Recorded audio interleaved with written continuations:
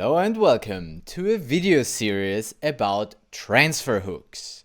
Today we're going to have a look at how we can create a token that has custom functionality using the token extension's transfer hook. And we did that before. I made at least 2 videos on the transfer hook, and I made a lot of videos on token extensions, also previously known as Token 2022. And I was like all over that. Like, I really enjoyed that. That was one of my favorite topics and still is. But the thing with token extensions is it didn't really get much traction or like ecosystem adoption. So most of the protocols stayed with the regular token program, didn't support token extensions. So nobody was really using token extensions. But recently that changed a bit, especially with PyUSD, the PayPal stablecoin, because that's a token extensions token. And because the protocols didn't want to miss out, they started to support token extensions. And also DevX has become a lot better. There are more tutorials now on token extensions. So it's hopefully gonna be less difficult to create a token with a transfer hook. And how difficult it is, we're gonna figure out today. So in this first video of this series, I just wanna, create a token that has a transfer hook, write a simple transfer hook program, such that in future videos, we can make more complex transfer hooks again, build a transfer hook with Pinocchio, that's definitely on my list, and see how we can deal with all of that with the kit. So not the Web3 chest, but the kit, because the kit wasn't really, was it around? I don't know if it wasn't around when we looked at token extensions or if it was just not at the state where it supported token extensions. But I've never worked with the kit and token extensions, so that's a good video to do this. So let's have a look at transfer hooks. And look, I made videos on that. But I basically forgot everything that I said there, so we're gonna revisit all of that. Transfer hooks are quite complicated, the way you gotta set them up for them to properly work. Getting started with token extensions. That sounds about right. So the token extensions program, that's the new token program, token Z, is a superset of the original token program, which is token kek. There are video tutorials on that. I have one, here are some. And we're mostly interested in transfer hooks. Transfer hooks. Basically, the idea is on every transfer, we can add custom functionality with our own program. But the transfer is handled by the token program, and the token programs just CPI into our program, and we can then do checks or make the transfer fail even. That's the high level idea. So let's get started with transfer hooks today. This links me to a GitHub page, but that looks like it's supposed to be a page that is in the docs. Okay, metadata would link us to actual docs, token extensions, metadata pointer. Let me guess, if I do transfer hook. Haha. Smart. And that's the page. Yeah, that is that page. Look at that. Perfect. I prefer to look at it like this. So, transfer hook extension and transfer hook interface introduce the ability to create mint accounts that execute custom instruction logic on every token transfer. Mint accounts meaning a token mint. To create a token mint, you create a mint account. And for that mint account, we have a specific transfer hook associated with it. This unlocks many new use cases, such as enforcing royalties, blacklist whitelist wallets, custom fees. Yeah, that's a good example. We're probably gonna build a token with a custom fee, creating custom events, tracking statistics, and much more. But it is quite complicated because we gotta implement the transfer hook interface. And the reason why it gets complicated is because on Solana we need to know all the accounts up front. And if we want to do custom logic, then our program will need accounts to do the custom logic, because otherwise we couldn't work with state, and that's boring. Then we could only work on the information that is already there, like how much is sent, where it's sent to, where it's sent from. But we do want to have our custom accounts as well, and that's why it's gonna get complicated. So for every token transfer, the token extensions program makes a CPI and executes the... Oh yeah, that's clear. On every transfer, the token Z program makes a CPI into our transfer hook program. And this example uses Anchor. I think today we're also just gonna use Anchor for simplicity. But in a future video, as I said, I wanna do it with Pinocchio. So, the transfer hook interface. And we talked about this in previous videos, which you can find there. But I also forgot, so I need to go through it myself again as well to remind myself we've got this execute. That's the obvious one. That's the what happens on the transfer. On the transfer, the execute is called. And then we need to have, or we can have, the initialize extra accounts meta list, which creates an account that stores the information for the additional accounts that is required by the execute instruction. So if we don't have any additional accounts, if we just use the, destination, source, and whatever else we have already as accounts through the token extensions transfer, we don't need that and that. But if we want to have custom accounts, like let's say even if we have just one simple account that stores our white or black list, we will need to create an account that has the information which account has to be included additionally, such that our execute works. And this initialize, or then also the update, to update the account, they use a PDA that is derived with the static seed of extra account, the mint, and the program ID of the transfer hook program, so of our program. So that looks like this. That's where it stores the information what additional accounts we need. And then they can be automatically added to the token transfer instruction from the client, which I hope the kit supports, because I don't want to deal with that. We'll see. So let's do a simple transfer hook. Anchor init, simple hook. Oh no, I've been there. Does this still work? Yes, I had to fix some stuff once. Simple hook initiated. So we have an anchor program. I want a different hook. That's gonna be my program ID. And we're just gonna have this simple transfer hook that says hook called. That's it. Should we just use playground? Then I'm also gonna borrow which account that needs, because that's part of the interface definition, that first there's the source account, then there's the mint, then there's the destination account, then there's the owner, then there's the extra account meta list, which might be optional. So I'm gonna borrow this and put it here. And then I need to do a bunch of imports. Anchor SPL, we're gonna need anchor SPL. I guess I need to cargo add anchor SPL or something like that. With SPL token 2022, yes. I mean, that looks good that it adds those features directly. I think you want this owner, right? I mean, are we complaining about this? Yeah, let's call it token owner. I mean, I would call it transfer authority. That's, in my opinion, the best word for this. That works. Because owner is always a bad word. Also, apparently the interface account has an owner.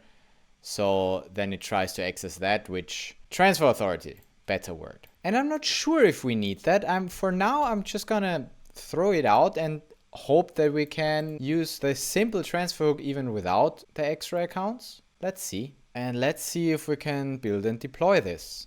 We have a captain. Let's do like this. And also go to DevNet. Duh.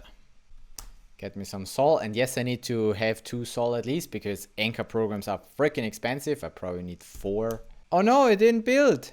Oi, oi, oi. See, that's another reason why I don't like anchor, because it just gets complicated. Okay, no function or associated item crate type. No associated item discriminator. Oh man, that looks again like incompatible versions. But here, this thing build successful. So here I don't see the problem. Can you tell me which versions of Anchor you use? This is using 0.29. What am I using? 0.31 and 31.1. Are they independently versioned? Oh man, I have no idea what that is. The derived macro accounts may come from an old version of the Anchor derived accounts crate. Try updating your dependency with cargo update. Did not match any packages. Okay, what if we use older versions? This might lead to problems. Well, everything leads to problems. Dependencies get so complicated. And I mean, that looked good. Well, it's building it the second time. This time it's building the IDL or whatever. Still haven't figured out why it always does it twice, but let Anchor do as Anchor does. No, it also fails. Associated item not found. Note, this error originates in the derived macro accounts. Let's see if I can vibe code my way out of this. I'm using SPL token interface token account instead of SPL token account. I mean, I guess the problem is the interface account. But I want interface because that means it can be anyone. I mean, we know it's token extensions in that case, but I still want the interface. I thought DevX got better, but even like one-on-one taking the example that they provide just doesn't work. That's pretty lame. And I attribute that mainly as an Anchor issue. Anchor being super annoying with its different versions and whatever. Or me just not being smart enough and knowing Anchor enough to be able to fix it. God, is that annoying. Let's Google that the old school way. Check out release notes because both of them mention this. And maybe, hold on, is it just the program is building though, I think. Target deploy. I have the SO file. What is not working is building the IDL. And who cares about the IDL? Maybe I don't want to build the IDL anyway. To solve, add Anchor SPL IDL build to the IDL build feature list. This is likely to result in cryptic compile errors. I should have scrolled up. Okay, look, it literally warns me that the IDL build feature of Anchor SPL is not enabled. Okay. So I need to add Anchor SPL IDL build to the IDL build in features. IDL build, Anchorlang IDL build. Wait, I have that here. Ah, no, SPL. Right. So if I also do SPL stuff, then I need to add the SPL IDL build. Haha, okay.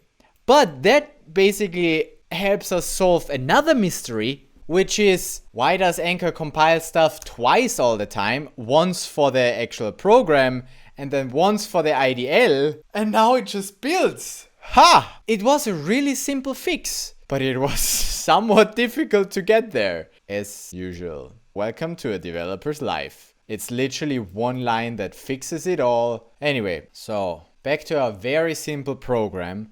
We just have the transfer hook instruction and we just have the transfer hook accounts. And now this works. It's still yellow. It's still complaining about something, but can I build this? Yes, I can. And I can even do the IDL. Okay, good. This is not an actual transfer hook though. I mean, it's a program that has a transfer hook instruction that we could call, but it's not going to work with an actual transfer hook.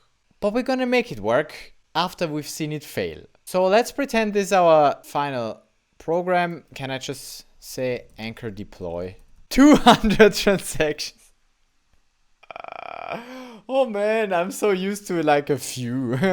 200. Okay, but hey, we deployed the hook program to DevNet. So this is an actual program on DevNet now. And the captain is the upgrade authority. I love it. Captain, let's do a hook. Let's do a token that has a transfer hook. And to create a token, I'm not even gonna do like a script or something. I'm gonna use the CLI. And in a future video, I might have a look at how that's all done with the kit. But for now, let's use CLI, SPL, token, create, token, show me what you got. Ooh, we can say -- program 2022, then it uses the token program with this ID. I could also specify program myself, but if I don't want to, find that ID, I just say program 2022. That makes it easier. That's nice. Enable all sorts of things. And what I want to enable is transfer hook. Oh, enable pause. I didn't know that was a thing. Enable the mint authority to pause, burn, and transfer from this mint. That could also be a topic for a future video. I didn't know that was a feature. I haven't looked at token extensions in a while. Anyway, how do I do a transfer hook? With transfer hook. Transfer hook program ID. Okay, we got this. So, create token. This is my transfer hook. And also I will need to say program 2022. Let's see. It creates me a token, the G3X. That's now a token. And it has extensions, transfer hook. Transfer hook is enabled. And the transfer hook program ID is this. And the transfer hook authority is my captain. Awesome. Love it. So now if I would continue in the normal SPL token create account for this token, it creates me a token account. Then I can SPL token mint myself. This token, I don't know, 100. And now the question is, can I transfer them? Well, first I need to have another, gonna create a receiver. Create a receiver. And then we need to create another account for them. Owner is this guy. Token was this guy. I need to specify the fee payer as me, the captain. And then I cannot, but I can try to SPL token transfer this token from me, like one token, to this account. Wait, the recipient might be the actual owner address, not the token account. I would need to dash dash token account. That would also work. But if I put the receiver, it gets that automatically, transferring 1 token. And then I need to say allow unfunded recipient because that guy ain't got no funds. Just a CLI thing. And now, account not found. But it found the correct associated token address. I created this account, right? So this should be mine with 100 tokens, no? Yeah. And the receiver account should also exist. Yes, with 0 tokens. And then I get the error account not found. Oh, it probably queries the account for the additional. I see. So the CLI definitely needs this. But I wonder if in general we need this. Probably because the token program will need this as well. Let's check. Always good to check the source. Where's the source for this? Source. GitHub. There we go. Solana program token 2022. So the standard transfer just needs those. The source, the mint, the destination, and the authority, I'm gonna call it. But then when we have, let's see, in the processor, it's so complicated, such a transfer, because we need to check for so many things. Okay, here we go. If we have a transfer hook, then we set the transfer flags. We set the source and destination accounts both to transferring. We need that in order to then check in our program if it's an actual transfer. That's how we can then check that. We'll get to that later. But remember this, the token program sets those flags on those accounts. I mean, if we have such a program like we have here, anybody can just call that with any accounts. And we can't be sure that it's an actual transfer. So in order to be sure that it's an actual transfer, we can check the source and destination accounts for having the flags set. This is the CPI. And then we remove those flags. Source, mint, destination, authority, account info, iterator, a slice. But I think, you know, here it doesn't look to me like it must have that account. That account being the one that stores the information of additional accounts. I think it's just that the CLI requires this. The CLI wants to check this account such it knows which accounts to put in. And in order to make the CLI happy, I guess I need to create that account. We'll need to create that account anyway. But I thought I could get around doing this. I mean, I can get around by just, you know, creating my own script that calls it. I'm not even 100% sure that what it's complaining about here when I try to transfer is that that account is missing, that it's actually missing this extra accounts meta list account. So fine, let's add this. Or wait, is there a better way? Let me quickly check. SPL. Yeah, I guess I need to call that manually then myself anyway. So I don't think there's a way around me writing my own script to call the program. But I mean, we have an IDL, so it shouldn't be too difficult. What we need to do now is to create this account with the extra account matters. And since this PDA is created with the program ID of our program needs to sign for this to create this account. So only by invoking our program can we actually create this account. And here's the sample implementation of how they do it. Here the initialize extra accounts basically just creates an account. So it does a CPI to the system program that creates that account. And then does the extra accounts initialize and writes the data there. And for now, what we write there is an empty array. I guess I need to include that to my program. Although I don't want to add this for now. I do want to see if it will be possible without that account. Problem will just be that there are so many things that are not working now that it's going to be difficult to judge why it's not working because I'm also not having the fallback yet. You know what? For now, let's do our usual transaction sending script to call our program. No, actually, we don't want to call our program. What we want to do is a simple transfer. No, it's called get transfer. Is it in a different package? Does Gil not automatically import those? We need to Solana program token 2022. Yeah, I spelled it right. Does this have a get transfer? There we go. Here they are. Get transfer checked instruction. Amount on token, authority, my payer, decimals, 9. Destination, we had that. Let's do the receiver ATA directly. That was this one. Sender ATA, that was this one. I call it the captain. Sender, what else? Mint. Okay, let's see if we could just run this where it fails. Obviously it fails. Okay, transfer checked, unknown program. Count required by this instruction is missing.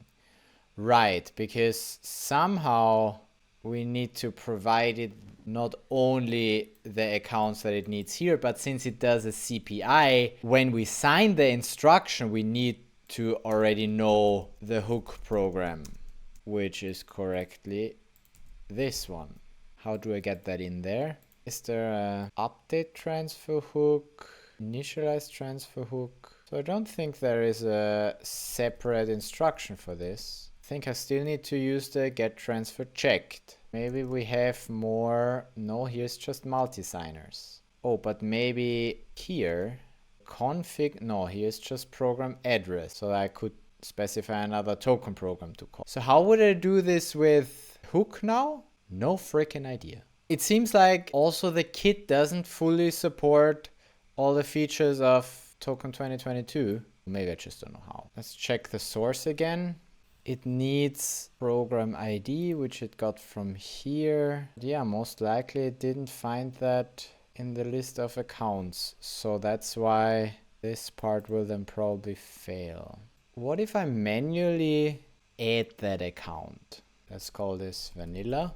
An extended transfer instruction, which is an instruction with the vanilla program address, vanilla data, and the vanilla accounts, except I'm gonna add, and accounts is what exactly? That's account metas. Okay, hold on. So we need an account meta with the hook program, read only because it's a program. Okay, so I now added an account for the hook program, and this extended transfer transaction is now what I'm gonna send. Let's see. There we go. That's we're getting further. I like it. The kit, again, just not supporting that fully yet. We just need to, manually do it. But now we got to the issue that I expected that we run into. Our hook program is being invoked. So the transfer checked is happy. Like the token program is happy with that. It doesn't need more accounts. Our hook program will then fail with fallback functions are not supported. Error number 101. Instruction fallback not found. We didn't implement a fallback in Anchor. Why do we need a fallback? Because what the token program executes, check the source, is this invoke execute. So basically we're calling an execute function, but what we have here is a transfer hook function or instruction, but it's requiring something that is called execute. And this guide here talked about it. Hold on. Fallback instruction. We need to add a fallback instruction to the Anchor program to handle the CPI from the token extensions program. This step is required due to the difference in the way Anchor generates instruction discriminators compared to the ones with a transfer hook. Okay, so that's basically the cheating way or the easy way of dealing with this. And so I want to do that first. And then we might have a look at how we can properly do it without a fallback. Because fallbacks is like, basically what it does is the Anchor program receives an instruction and doesn't know what it is because the discriminator is different. And then all of the instructions that it receives, it handles in this fallback. And then we can say in the fallback, now do this instead. Instead of setting it up properly with the correct discriminator in the first place, we're going to try that later. But for now, let's first actually create this fallback handler as a workaround. Make it call our transfer hook instruction when the execute instruction comes in. So when this we can decode as a transfer hook instruction with the execute discriminator, then we do this. So that's the hacky way. Let's try this first. Transfer hook instruction. Where could that come from? Import. Now we need to have this SBL transfer hook interface. And then we can have this fallback function. All it does, it checks what instructions actually coming in, and if we can match it to this execute, then we actually call the transfer hook that we implemented up here. And apparently you need to call it like this, private global transfer hook. It's not nice. This doesn't look nice. It looks very hacky. And if it's not an execute, so if it's anything else from that interface or anything else in general, if it can't decode that, then we error. Or here, if it's anything else, we error as well. So in fact, let's first just make it error. We do that later. Let's do custom, I don't know, 101 and build this. We can build it. Perfect. And deploy. Can we deploy? I probably don't have enough funds. I need 1.3 sol. Can I have another airdrop? Yes. Okay. Program redeployed. With that new program, try that again to send the transfer. And we should get a different, we do get a different error now. Our hook program is being invoked and we get a program error, custom 101. Oh, where does that come from? From ourselves. We have this custom program error. Because basically what we're doing is we make the transfer fail because we decided to throw an error. We didn't even check if it's a transfer that is coming in. We just threw the error on the fallback. So the fallback is what is being invoked if Anchor doesn't know what instruction it is. If it's anything else than what it has specified, it comes to the fallback. So let's implement the fallback properly and say, okay, if we have this execute, then we call this transfer hook, rebuild and redeploy. And if we then call our transfer, look at this. Then it actually works. We have a working transfer hook program. Look, our hook instruction transfer hook is being invoked. And then we print the transfer hook called message. And that's all we do in our instruction. You know, we don't do more here than say transfer hook is being called, good enough. And good practice inside the transfer hook is to actually make sure that we're being invoked through an actual transfer. So let's have a look how we do that. They also talked about that here somewhere. Someone could just call the transfer hook instruction directly. So we want to add this check, assert is transferring. Why not? Let's do it. Just a function where we basically check the source token account, borrow the data. Can I import all of that? We get the data from the account and then we unpack. So we get it in a format that we can work with. So we see the extension stuff. That's deserialization, what we're doing here. And then we have the account extension as this transfer hook account. And here we can then access this flag of the transferring. So those libraries here, that's even in Anchor. Okay, interesting. Cool, that's even an Anchor library that lets us decode the source account, so the token account. Because remember, when we looked at the source here, when we're doing the transfer, when we're doing the CPI into the transfer hook program from the token program, we first set source and destination, the flags in those accounts, and then afterwards we unset them. So in here, we can be sure that we're transferring and we're just checking it with a source account. We don't need to check both accounts because that's just twice the work. If we know that the source account is currently transferring, then we can say it's fine. And if it's not, so if we're not currently transferring, then we do another error, custom, I don't know, whatever, 202, already transferring. I can also say else we are transferring. And then I do this assert is transferring with this context. Boom, put a question mark here, otherwise it won't error. Deploy. Then if we call our simple transfer again, here we go. We can be sure that we're currently transferring. Versus if the transfer hook instruction or anything on the Anchor program would just get called without.